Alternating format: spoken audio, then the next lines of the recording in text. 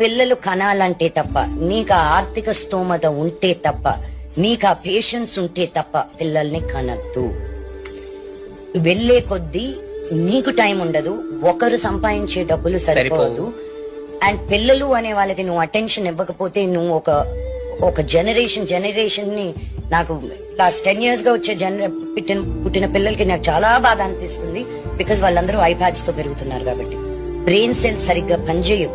So you're creating a dumb culture, a dumb lot of children.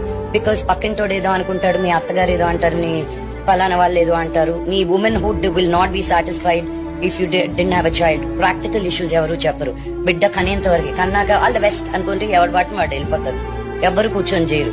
మా అమ్మాయి ఎంత guilty trip చేస్తుంది తెలుసా నాకు. ఇంటి మళ్ళీ ఊరికి వెళ్తున్నావా, మళ్ళీ ఏంది అసలు ఎస్ఐ నా తెలీదా, నా కూతుర్ని ఎలా చూసుకోవాలో, తనకి సేఫ్ గా ఉందా, ప్రొటెక్టెడ్ గా ఉందా, ఎవరైనా ఉన్నారా లేదో. అవునా ఏంటి అంత పెద్ద స్కెడ్యూలా? ఏం మీ ఆయన్ని అడుగుతావా నువ్వు? ఆ ప్రశ్న అడగవు కదా. నా విష్ణుని అడుగుతావు, నువ్వు మనోజ్ని అడుగుతావా, నన్ను మటుకు ఎందుకు అడుగుతావు? నీకు